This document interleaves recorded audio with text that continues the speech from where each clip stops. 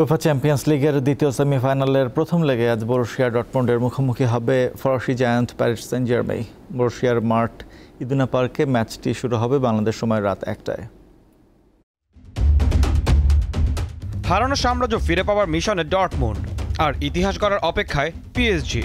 Champions লিগের সেমির প্রথম লেগে এ দুয়ের দৌড়াতে কাঁপবে ইদুনা পার্ক স্টেডিয়াম।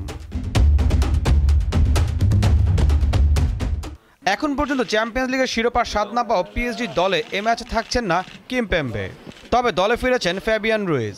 কিন্তু লড়াইটা যখন চ্যাম্পিয়ন্স লিগের, বাড়তি সতর্কতা মাথায় রেখে পরিকল্পনা সাজাবেন কোচ এনরিকে।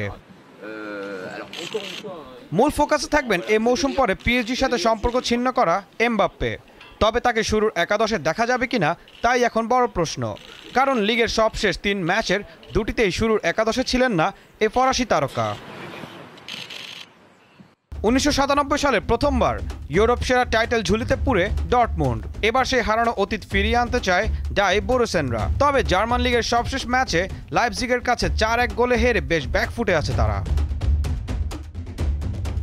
দুই দলের মুখোমুখি পরিসংখ্যানে পিছিয়ে পিএসজি। ডর্টমুন্ডের ঘরের মাঠে এখন পর্যন্ত ৩ বারের ভ্রমণে কোনোবারই জয়ের রেকর্ড নেই প্যারিসিয়ানদের। ঈশান হাসান, দীপ্ত স্পোর্টস।